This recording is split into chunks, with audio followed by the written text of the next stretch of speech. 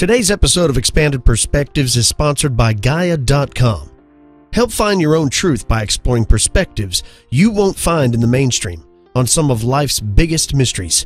Whether it's grand conspiracies, breakaway societies, UFOs, ancient civilizations, lost wisdom, as well as the paranormal, all at your fingertips. Stream videos anywhere from your living room or on the go with the Gaia app, available through the App Store or Google Play, which gives you access to over 7,000 titles, all available to you with a monthly plan for only $9.95 a month.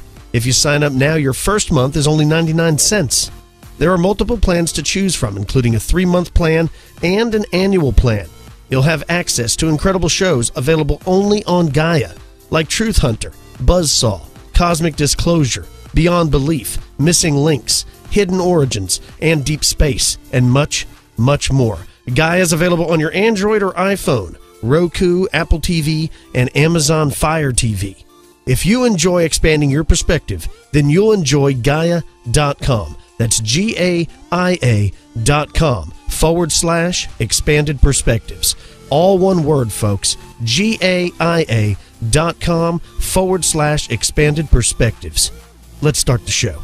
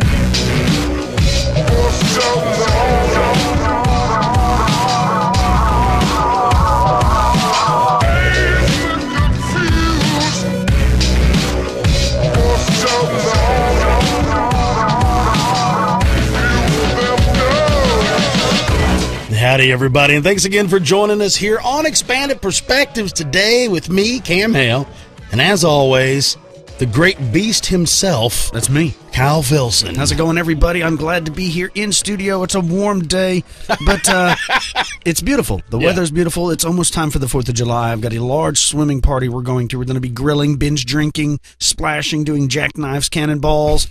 Who knows? The flying squirrel. We're going to be playing dominoes. We're going to be, setting off explosives. Just the good, fun things. Yeah. So I'm getting ramped up for that because that's going to be here in less than drinking just a couple days from now. Hopefully you come back with, well, at least your thumbs. Yeah. And it's okay if you blow off a pinky finger or the tip of one. It's fine if you lose those, but just don't lose the thumbs. You know what I mean? That's what really separates us. Yeah, you're right. Because if you lose your second finger or something, you can still open up a pickle jar and stuff, but you ain't got no thumb. If you lost one of your pinkies, how horrible would it really be? I don't know. It doesn't really do much. Do you put it in your ear, like when you scratch? Yeah, that's about it. Okay, so one thing the pinky finger does, right? What else? I mean, but if you lost a thumb, how you gonna button your pants? How you gonna hold your drinks? Yeah. How you gonna tell people at the gas pumps that they suck? Because Kyle loves to give people the thumbs down. Kyle has changed his ways, folks. Let me lay this on y'all. Oh no. Yeah, let me lay this on y'all. He used to suffer. As he's gotten older, it's gotten better. But for years, he suffered from road rage. Road rage of shut up, shut up. You know it's true. So he would suffer from road rage, where I'd be on the phone with him, and he's cursing and yelling at them, and I can only imagine other things. The one finger, the two finger English way, whatever it is. He has completely outgrown that, and now he's gone to amusing himself by when people do it and glare at him if they cut him off and all. Kyle doesn't get mad anymore.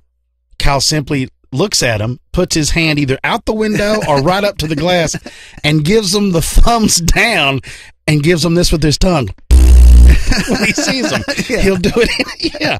Nothing is more childish and slapping. It's like a slap in the face when a grown man does that to you. You should have seen the look on the guy. Okay, so I was at a gas station, fueling up my car, and I'm just sitting there waiting for it to fill up, not really doing anything.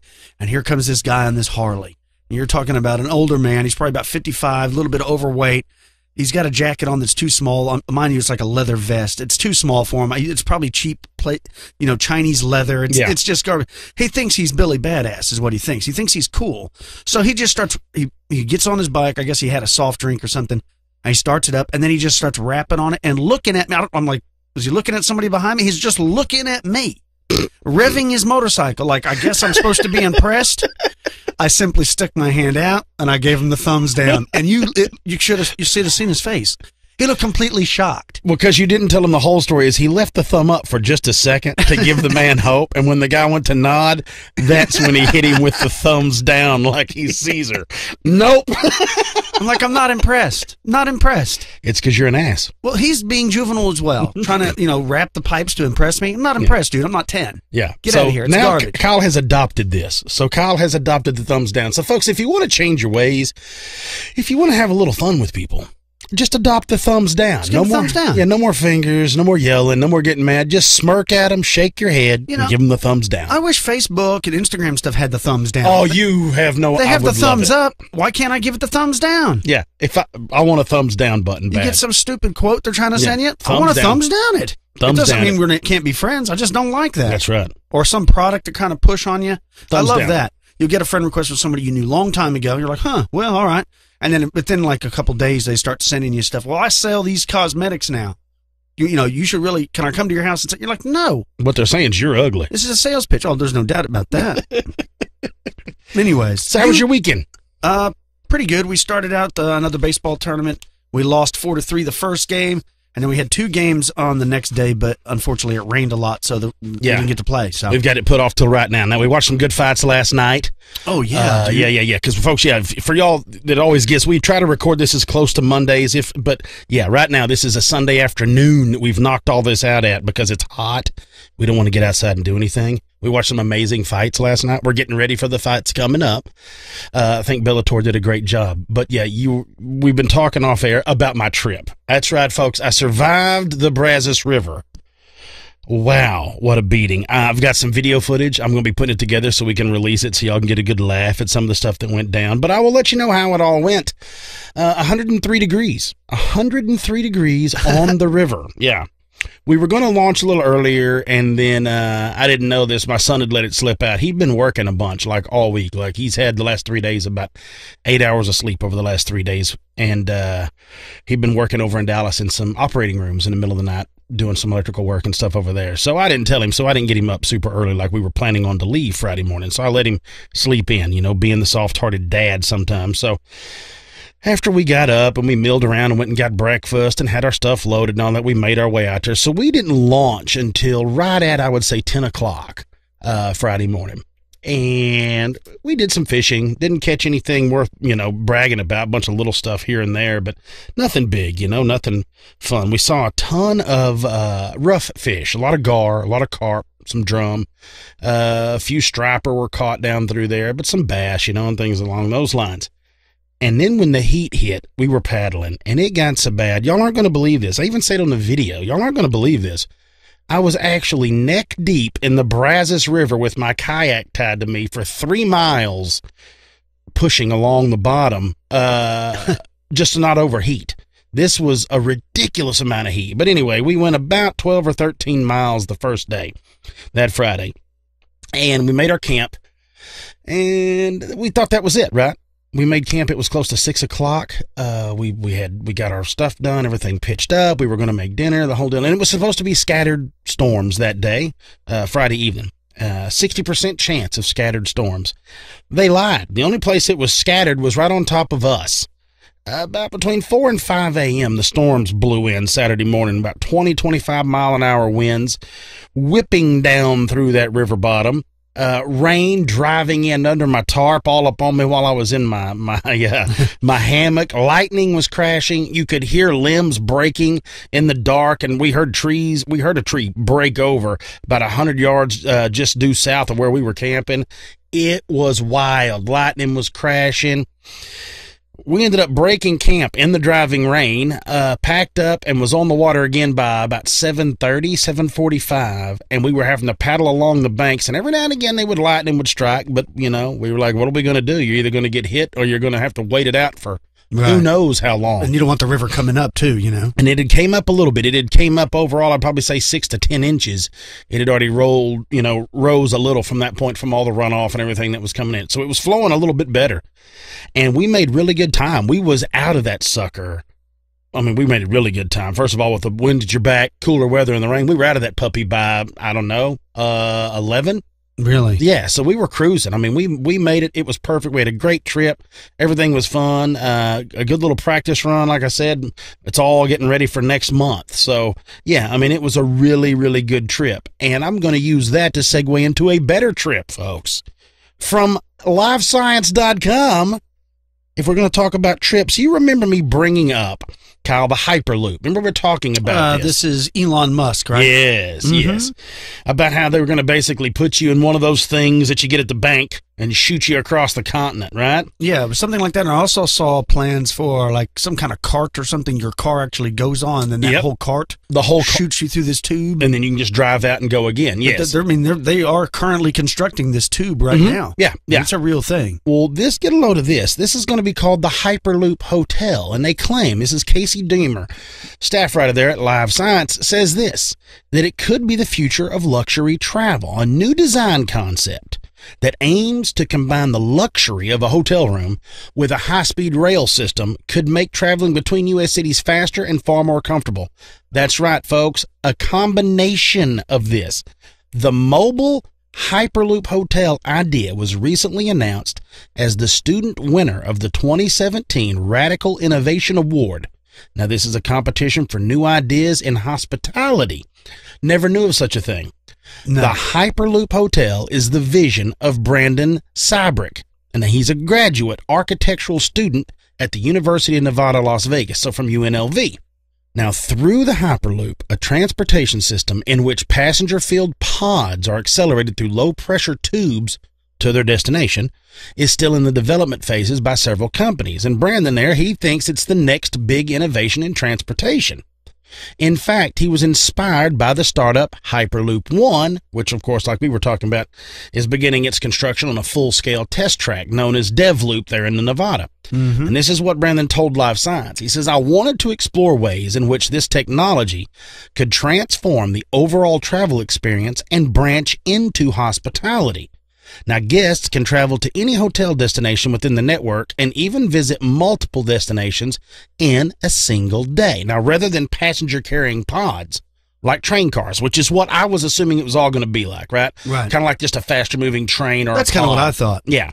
Now, he says this, that the Hyperloop Hotel would use repurposed shipping containers as suites that travel through the Hyperloop network. Like when he says shipping containers, like those Connex boxes? Yep. Yeah. And he says at each destination city, the suites would dock at a modular hotel. The whole concept relies on modular design, ranging from suites themselves to hotel towers made up of suites and permanent amenities. Now, this is all according to Brandon Sybrick. Now, he says that the design relies on a Hyperloop transportation network that could accommodate these container suites. Now, he said the construction costs for these hotels would vary, but he's guessing around or estimating between $8 and $10 million. But this is what it is. The Hyperloop Hotel, if it comes true, said would cost passengers about $1,200 per trip. That's including travel and a one-night stay. Now, this is it. This is an average cost estimate, meaning travel to nearby destinations could cost less than this number, and travel to cities further apart, of course, could cost a little bit more. Right, yeah, makes sense. Now, he says this, that in its beginning stages, this experience is marketed to the business elite. Now, hopefully in the future, costs for this technology will lower to accommodate the average traveler. Now, his initial proposal for this is 13 destinations here in the U.S. Austin, Texas, Boston, Chicago, Denver, Las Vegas, Los Angeles, Nashville, New York, Portland, San Francisco, Santa Fe, and then Seattle and Washington. Now, he says that the network could expand to more destinations in the U.S. as well as link cities to Europe or Asia. Now, it goes on to talk about that he, by winning the student award in this year's Radical Innovation Competition, he received a cash prize and a scholarship opportunity there at UNLV. So, it says that his Hyperloop hotel concept is also going to be a highlighted part of an upcoming event this October. And he's part of this professional group now that there's going to be from 3 more finalists in this whole group. So, I never even, you talk about people thinking outside the box, no pun intended with this Connex box travel thing, but think about how easy it would be as if you wanted to go to, let's say, Europe, and instead of trying to book a hotel room or do anything like that or any of these things, you go to wherever you're, say New York or LA or say Austin. We drove down to Austin. Okay, we're going to go to London. Well, we don't have to book a room. We get our Connex box, that's already, we get it the way we want it. We need king-size beds. We need this. We need that. It's all built in it. We load up, you pack in, you get in it. They load you into the Hyperloop. Now they ship you over there, basically. Right. You're unloaded and you're stored modularly. Now you have that room. You leave that room, you get out, you stay in London a week or 2. That's your hotel room. When you get done, you get back in it, and then it ships you back across here, and then now it's back. It's kind of like a U-Haul or a rental, but it's like a U-Haul for staying overnight. It's pretty cool.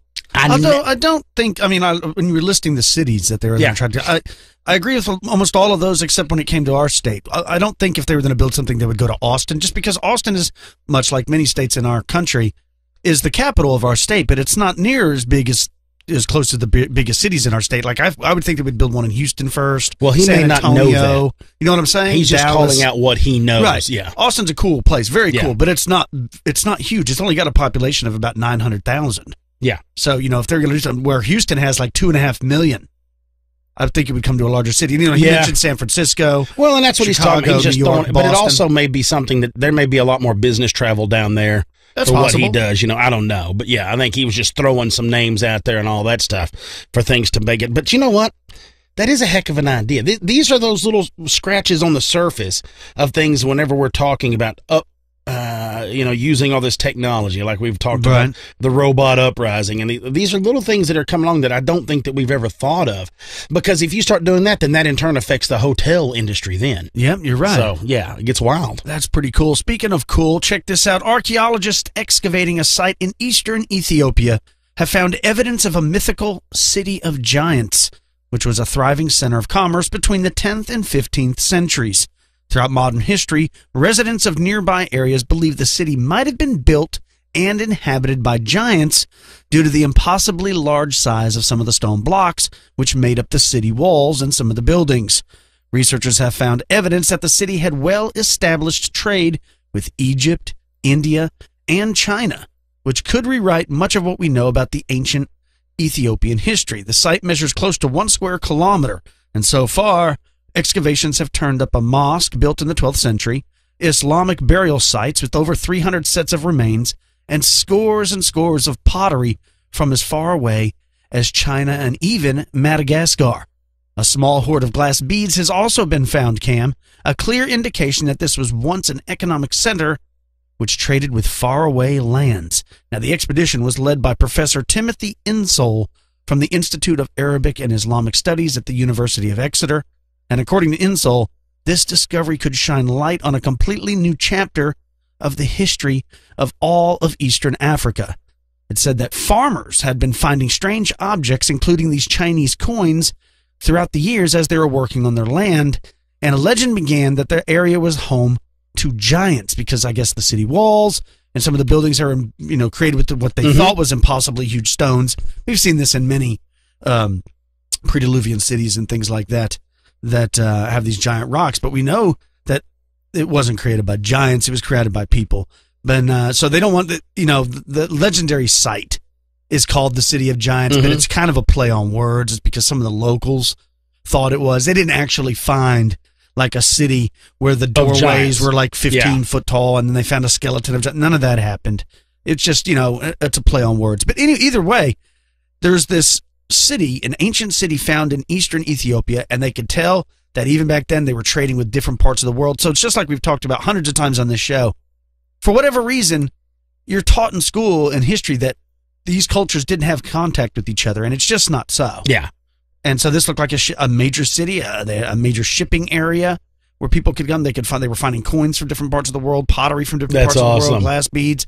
Who knows what's there? That's awesome. You dig around, you might really find some interesting stuff. So I thought that was pretty cool. I'd get a kick out of it, well, like we've talked about, where they just unearth and find more and more things showing that we all pretty much still knew each other. Even back then with all the travel. Yeah, we still knew each other. Yeah. I've got something here. We're going to go along the same lines of discovery. Now, you can find this anywhere. I pulled this down off of the Daily Mail, but you can find it at Shreveport Times. You can pretty much dig it up anywhere online if you want to search this up, folks. This is interesting, though. A couple find the largest ever intact Native American canoe, measuring 33 feet and dating back to 1,000 years. And they noticed it when it was poking out of the mud on a Louisiana riverbank. That's cool. Right? 1,000 years old, it's been preserved. Yes. I'm surprised that the things it lasted. Oh, the pictures are amazing of it. Yeah, it's amazing. It says two people were walking along a riverbank and they stumbled across an ancient Native American dugout canoe that they believe. Now, I think they hit it between 800 and 1,000 years is what they say. But Robert Cornett and Gina Bradle noticed this 2 weeks ago in the mud on the Red River north of Shreveport there in Louisiana. Now, the canoe weighs close to 1,000 pounds. It's 3 foot wide and thought to be the largest ever found intact in the U.S. Now, it's made by digging out a cypress tree. So they basically took the cypress tree, and dug it out. And they also say that it's made by the Caddos, the Caddo Indians that were down in that area. And it's in excellent condition. Here's the one thing. One side of it, if you look at the picture, all one side of it is missing. So it's like the one I'm side. seeing it now. You see it, you're checking out. How awesome is it still, though? That's pretty cool. And the guy that found it's awesome. He's got a Def Leppard t-shirt on. Oh, yeah. And his girl's got the Pepsi Cola t-shirt on and whatnot. Yeah. Now, they came across this after their Mr. Cornett, it says here, decided to take some time off work for a little boat trip on his birthday. Now, archaeologist Jeffrey Girard from the Louisiana Archaeological Society and Robert Chipp from the State Archaeological Division excavated the boat. Now, of course, Jeffrey Girard said a similar canoe was found locally in 1983, and this one is now on display at the Louisiana State Exhibit Museum there in Shreveport. And he said this, it's not common to find them. It's only the second one we've ever found in this area. And they're both very similar to one another and very large. Now, it says here that the pair came across this find after Mr. Cornett, like I said, decided to take some time off for a boat trip for his birthday. They looked down, and could you imagine just kicking down through there, looking down here like they see just part of it sticking out of this creek bank. So they go and dig around. They're like, what is that? Now, the coolest thing is this.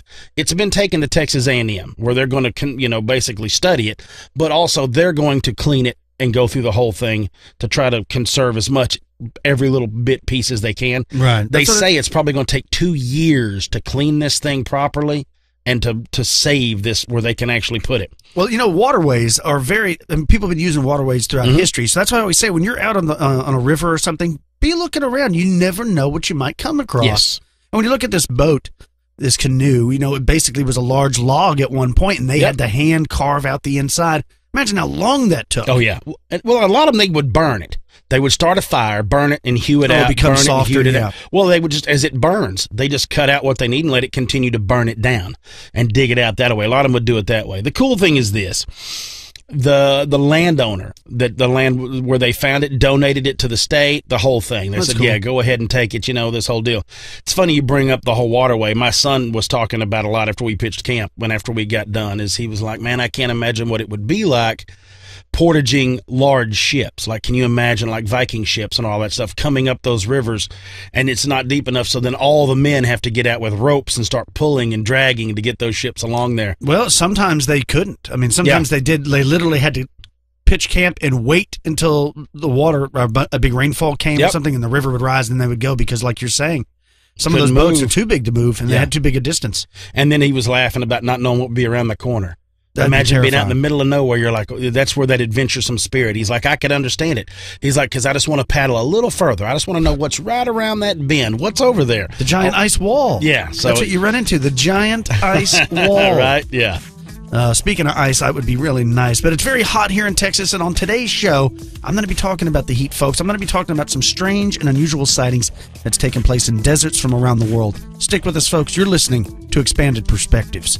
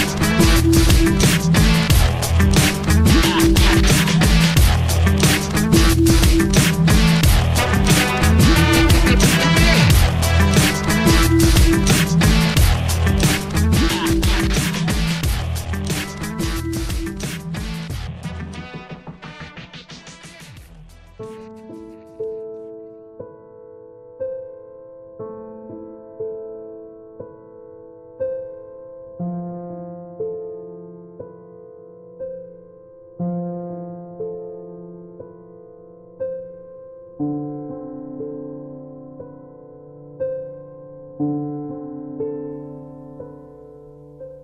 it's summer here in Texas, which means it's hot. Most weekends are spent around a swimming pool, or out at the lake, or even the river. When the heat rises, I can't help but to think about the desert. You know, a desolate and barren place. Deserts seem to lie somewhere in another realm, beyond time and reality. They can become quite the scary place, remote, deadly, and remorseless, posing challenges for life that has evolved there, and for anyone foolhardy enough to enter this domain unprepared. Every year, countless hikers, backpackers, and campers, for multiple reasons, die in the desert. Just a couple years ago, UFC fighter Evan Tanner died while camping in a rugged area of Imperial County near the California-Arizona border. It appears he was underprepared and died from exposure. Little water and 115-degree days with little cover can cause problems even for the most experienced. Deserts are a dangerous place, and believe it or not, are riddled with strange and supernatural activity. From spectral evil to ferocious, mysterious beasts. The deserts of the world offer many strange things, and on today's show, I'm going to share with you some of these incredible tales.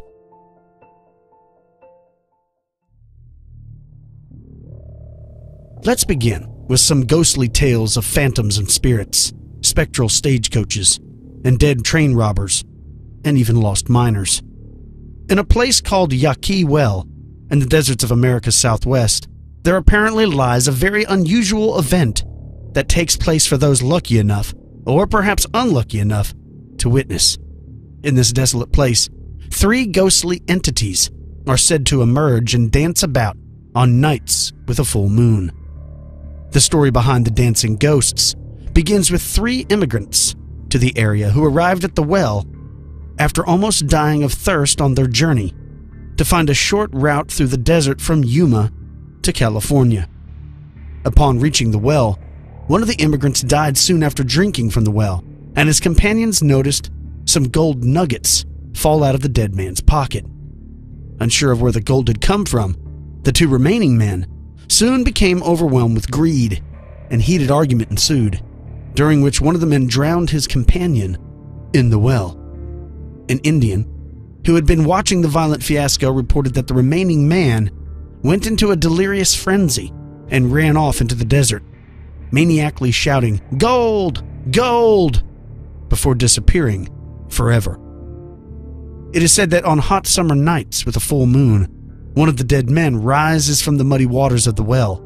Another appears from the surrounding brush, and soon after, the other arrives on a cool breeze from the desert, after which they join hands and dance around the well before disappearing, leaving the area much chillier than its surroundings. One of the scarier phantoms of the desert is an apparition that takes on the appearance of an 8-foot-tall glowing skeleton with a lantern in its chest, which roams the Badlands between Superstition Mountain and 17 Palms in the state of Arizona. This rather frightening and monstrous specter was reportedly first seen way back in the 1800s by a prospector, rather appropriately named Charlie Arizona. Mr. Arizona was settling down in his camp for the night when he heard his burros acting up on the edge of camp. When the prospector went to investigate, he reportedly saw a huge skeleton, 8 feet tall with a lantern glowing through his ribcage, shambling about the desert.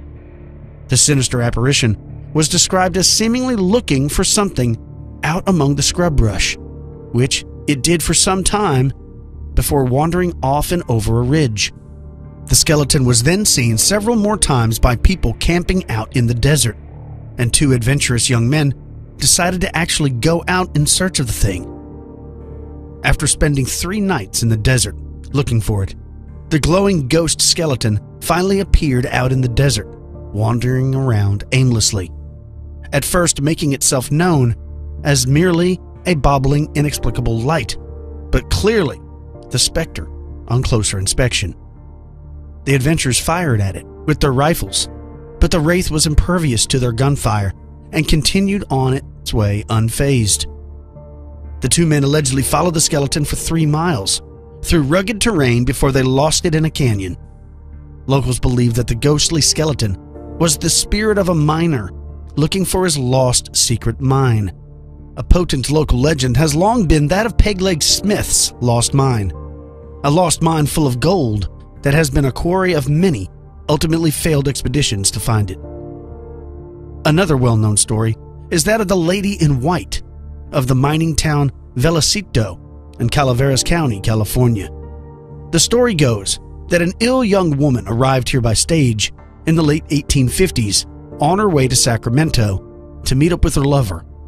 Because of the ravages of the travel and malnutrition and lack of water, they all took their toll on the woman, and although townsfolk tried their best to save her, she soon perished. When the bag she had been carrying was examined, among the various belongings was found an immaculate laced, brand new white dress that was speculated to have been her wedding dress. The dead woman was dressed in the clothes and buried at Campo Santo, near the stage station. Since that time, the ghostly woman has been often seen on moonless nights wandering around the town in her white dress. Although this ghost is not known to be malicious, she is reported to install a distinct sense of unease and fear in all those that see her. Velocito also has the distinction of being the lair of a spectral horse that holds the key to a long-lost desert treasure. It all started with the botched holdup of a stagecoach on its way to Velocito Station, carrying an estimated $65,000 in cash. As the 4 would-be robbers made their escape, the stagecoach driver fired at them and took one of the men down.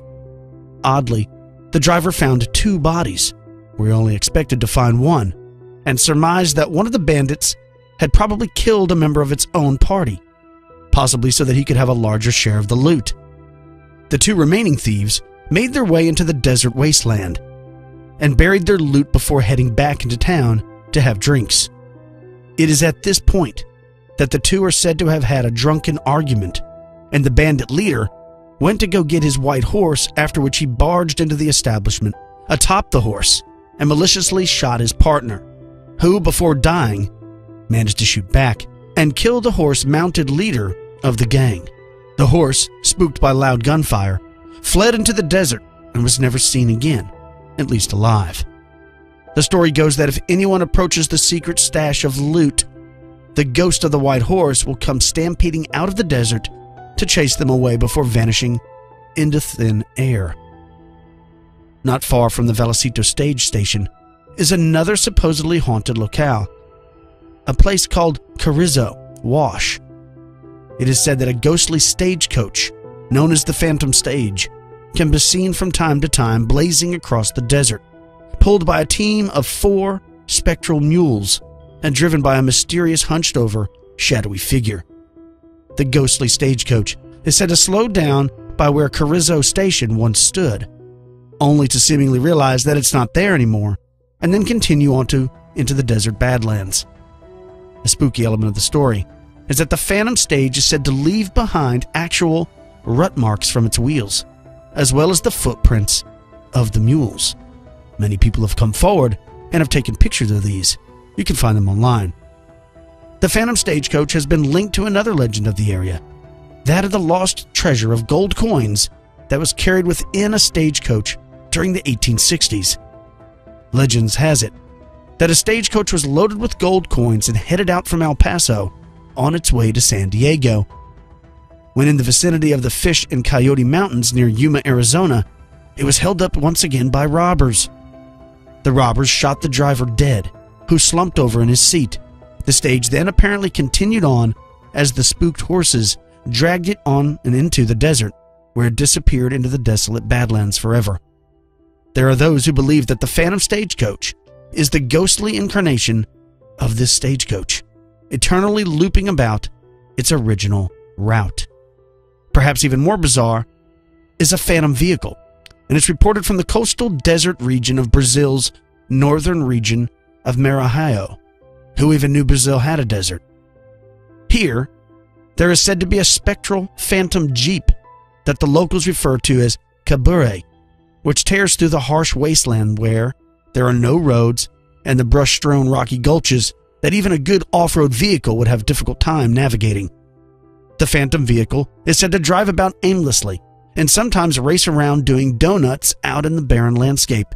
The ghostly Jeep is said to have headlights that can become dazzlingly bright enough to blind eyewitnesses, and that the blue tinted illumination is known to light up the desert as if it was broad daylight. The Jeep apparently has a mischievous streak, with the rather disconcerting habit of bearing down on any witnesses as if to run them over, only to vanish right before impact, leaving the victim terrified. The Mangarias River of the area also has stories of a mysterious phantom boat, or boats, that are said to similarly put themselves on collision courses with other fishing boats, only to disappear right before colliding with them. There are other sightings, not just of the dead, but of the living. Many people have claimed to see giant snakes in many deserts throughout the world. Now moving across over to the Sahara Desert, we find bizarre stories of giant desert snakes prowling the wastelands in the desert's northern reaches. Desert nomads of the area have long spoken of enormous, monstrous serpents up to 4 meters long, known to the locals as teguerga, which are said to be venomous and capable of devouring goats, sheep, and even camels. In the 1950s, nomads reported a large number of incidents involving the giant snakes and appealed to colonial authorities for help. A French army detachment was allegedly sent out into the desert sands near a place called Beni Anouf in an effort to track down the beasts. According to the reports, the French contingent came across a snake that was 20 meters long, so large that it required machine gun fire to kill it. The skin was allegedly kept, but was later lost. This is not the only reported skin of the creatures to have been found. In the same area, a local man allegedly shot and killed a snake measuring a dazzling 15 feet long that had horns and a crest of hair on its head. The bizarre creature's skin was apparently exhibited for a while before it was purchased by a private collector for a reported 45,000 francs and has not been seen since. The giant mystery snakes were seen again in 1967 when a bulldozer operator by the name of Hamaza Rahmani was working on the construction of a dam in Morocco and spotted what appeared to be a 9-meter-long snake with a mane of hair on its head that was rather oddly eating, of all things, engine grease. The startled bulldozer driver allegedly rammed the thing with the bulldozer blade and killed it. The construction site was apparently a popular haunt for the creatures because several more were subsequently seen in the vicinity. A 10-meter-long snake with horns was again seen in 1968, and another 15-meter-long one was spotted again in 1969. It is not known what happened to the body of the serpent that was allegedly killed by Rahmani. But it's not just giant snakes, folks. Believe it or not, there have actually been sightings of Sasquatch in the desert. I know what you're thinking. How can that be? Well, I'm the same way. But apparently, there's a type of Sasquatch that lives in the desert and is very aggressive and irritable. In the sun-scorched burning wilderness of a place called Borrego Sink, 45 miles southeast of Borrego Springs, California, there have been reported terrifying encounters between man and a mysterious beast. The desert may seem to be a strange place to find Bigfoot, but not only have they been reported in this savage wasteland, but they seem to be of a rather aggressive variety, especially the ones that have come to be known as the Borrego Sasquatch. One such incident occurred in 1939 when a man was camping alone, kind of like Cam does from time to time, in one of the many dry gulches of the area. The man was awakened in the middle of the night by a band of two-legged, hairy creatures stalking around his campground on the fringes of the campfire's light. The beasts were described as having white or silver fur and possessed piercing red eyes that actually glowed in the dark. The pack of creatures circled the camp menacingly for some time, but seemed to be somewhat afraid of the fire, so they kept their distance until they finally slunk back into the desert night. Some 30 years later, in the same region, a man by the name of Harold Lancaster had his own frightening encounter as he was camping in the Sink. Lancaster described how an enormous, hair-covered, bipedal creature stalked out of the wilderness and lumbered straight towards him at an intimidating manner. The man, fearing that he was about to be attacked, fired his revolver into the air in an effort to scare the monster away. Whatever the creature was, the gunshots did the trick, and the thing reportedly jumped around 3 feet into the air before glaring at Lancaster and running off into the bush. Borrego Sink is not the only place in the desert with its share of ominous man-beasts.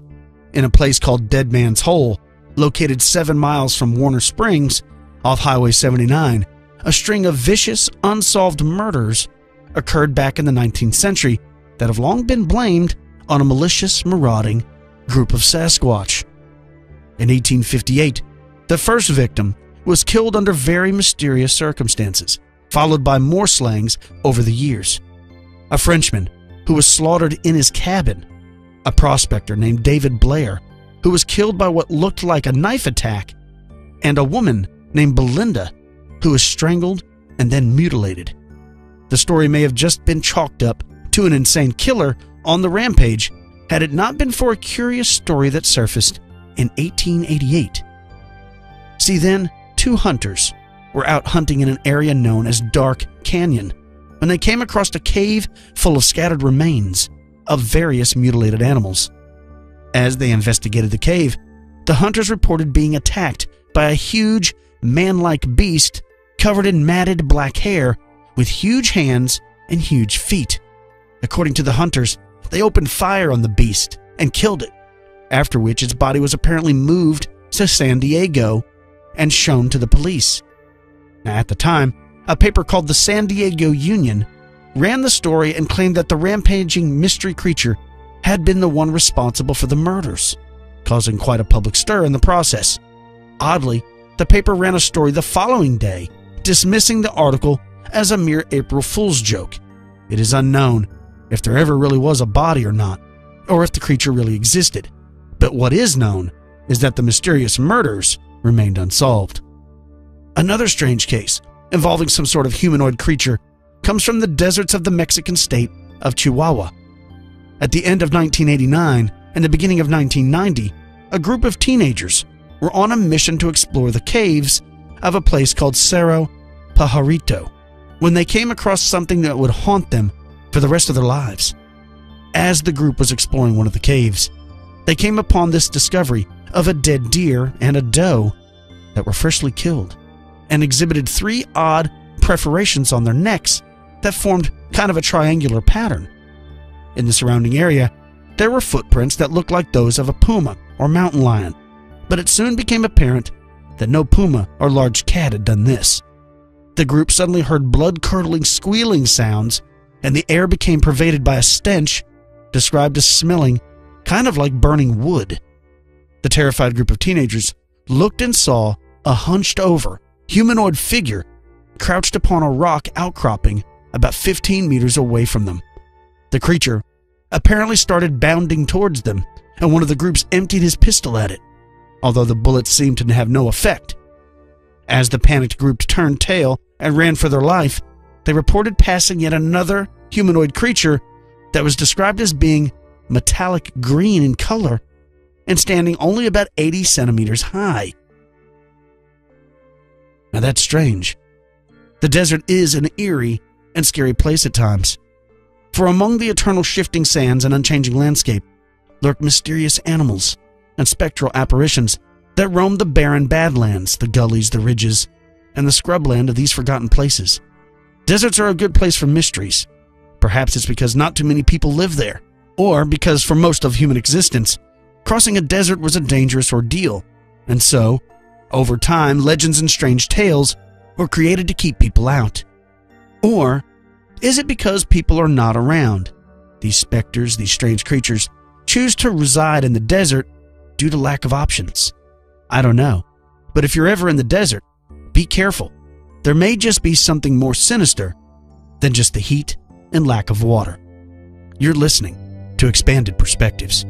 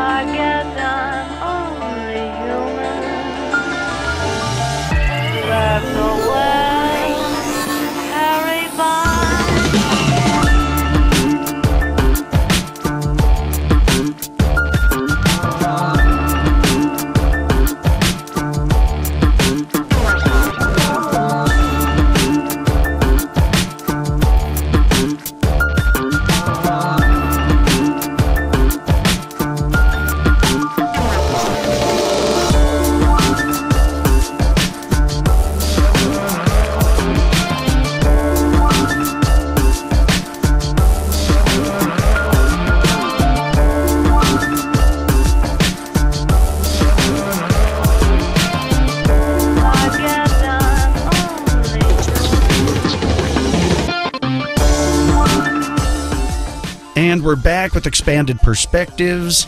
Believe it or not, it turns out that there's crazy sightings in the desert. And, you know, even of Sasquatch. And you don't think of Sasquatch being in the desert, and apparently he's very irritable, but maybe it's because of the heat. He's got all that hair. He's hot. He's ticked off. Maybe somebody was pulling a prank on him. All he wanted was some beef jerky. You never really know. But I guess when you think of monsters and mysteries, you always think of the forest, these dark, scary places. You don't really think about the desert, but it seems like there's just as many mysteries there as there is other places, whether you're in the water, whether you're in the forest. And it makes you wonder, you know, this is kind of what I thought of as a theory, is because the desert, you know, deserts are really hard to cross now. People die all the time, like I brought up in the segment. Even Evan Tanner, guy who knew what he was doing, he died. Happens all the time. I can imagine that long ago, it was even scarier because you didn't have Google Maps. You didn't have Google Earth. You didn't know. So when you came to the front of a desert and you wanted to go across it, you really didn't know how long of a journey that would be. Well, yeah, so like it would be hard with your trying to figure water or food or whatever. So were a lot of these stories created to keep people out of the desert simply so that they wouldn't die? And so they made up, you know, this culture made up this legend, this culture makes up this legend, this story, this sighting, as a way to lure people away. Don't go in there. Or because it's so desolate and there aren't that many humans there, are these spirits and specters and things drawn to those areas, like Sasquatch, I guess, because no one's going to be in there messing with them, because it's a very desolate place. I mean, I know there are humans that live in deserts. It happens. Yes. But for most deserts, even though there are people, they're not that inhabited. Most of them are pretty desolate. Well, and I also wonder, too, is it stories that are told by people that were just trying to survive? Maybe they had some visions or something while they were out there, like on their walkabout out in that thing. Right, you always see the cartoon of the Oasis where people rubbing their eyes and they see palm trees. And, you know, and then they get there and there's nothing there, or they start drinking and it's not water, it's sand. You know, you see there's even cartoons that show that. I can't. Could it imagine. be the same thing? I don't know. It's like you said, that's a heck of a gamble back then. To get there. I mean, it's a heck of a gamble now, but I mean, back then when you knew nothing, you know, because I'm thinking about all the preparation I did on that one little trip we took this weekend. Yeah. Of just, you know, you've got your maps, you've got your times, you've got your watching your watch, you've got everything that you need. And you know, I mean, yeah, it could have, I mean, we're a pretty good ways, some people. I mean, there's no cell phone service. There's no anything out there. So if something goes bad, you're going to have to walk a ways to get a little help. But there's people on the river. But it's not like a couple hundred years ago even, or even 50 or 60, to come up to a desert. And not know how far it goes. And go, is it just right over that hill? Or if I go left, is it desert for the next 200 miles? Yeah. Or maybe, like you're saying, maybe if I go straight forward, the desert's only 25 miles. But if I go south, it's 700 miles. Exactly. I don't know. You don't know. And I always think of like Lewis and Clark, these early explorers or people going on the Oregon Trail. When you're going down a path, and you got to remember, like I said, there's no Google Maps or anything. You're just going off like a letter somebody sent you and said, hey, we're in San Francisco. Come this way. And all of a sudden you start coming to the Teton Mountains or something. You got to be like, is it just a set of mountains when I get over the other side will be clear, or is it the next 300 miles is nothing but mountains? Like when they got to the top of the Rockies? Yeah. And you look and it's just mountains. I mean, that's got to be terrifying. Yeah, especially Thank if you're God not we prepared. didn't have to do that, right? Same thing with the oceans. Pretty cool. But there's also been some scary activity. We've been keeping up with this a little bit on the show, but when it comes to Mothman in Chicago. Oh, yeah. Lon is still getting information sent to him. Pretty interesting. Well, Manuel Navarrete over there at the UFO Clearinghouse has been in contact with Lon, and Lon keeps posting this stuff up, and we keep going back to it. So I'm letting all of y'all tie into this whole thing. Like I said, go over there and check Lon's page at Phantoms and Monsters. Go dig through all that stuff to catch yourself up on everything. These are a couple that just went down. He received this. It says, I would like to tell you about an incident that happened on Saturday, May 27th of 2017 near our home in Chicago. We were returning home after going out to dinner with some friends at the neighborhood Thai food restaurant. The time was about 10:30ish at night, and we were walking hand in hand towards home. As we approached the intersection of Wrightwood and Lakeview, North Wrightwood Avenue and North Lakeview Avenue, my husband noticed something flying above us headed towards the west. It was flying approximately 15 feet in the air and moving along at a very brisk pace. It looks like a giant bat, only it was way larger and solid black. The object would have been almost solid black if it were not for the two glowing red eyes staring back at us. Right, and that seems to be common. With this, whatever they're seeing. Whatever this is. It says it flew overhead, circled back, flew over us again before heading back to the park, or towards the park. So this object was far larger than anything I have ever seen in and around the park, or even the lakefront. I've seen large birds in the area, but could recognize them as birds as nothing grew even close to the size of this thing.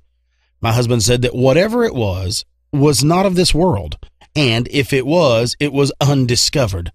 But he was absolutely speechless and could not provide an explanation for what we saw. And it goes on to say that we discussed it all the way home and afterwards.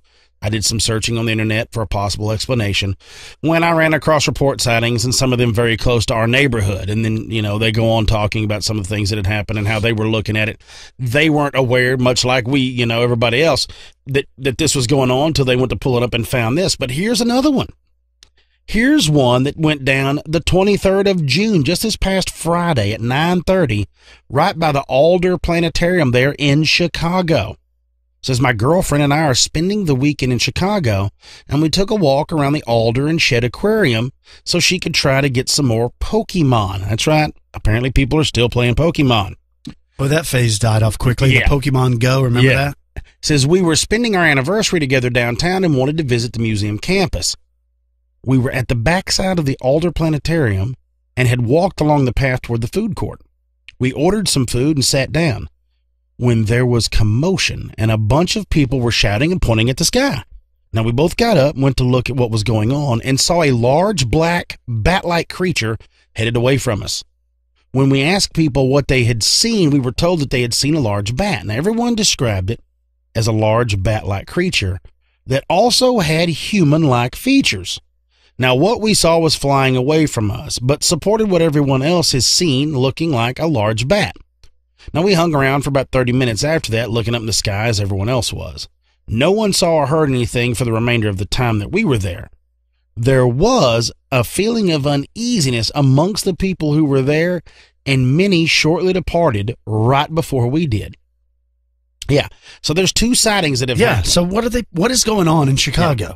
Well, that's what's great. The red eye one sighting was almost a month ago. Yeah. And now this other bat sighting.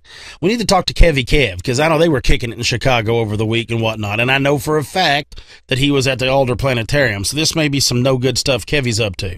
That's pretty crazy, though, that these sightings keep rolling in. They just keep coming, man.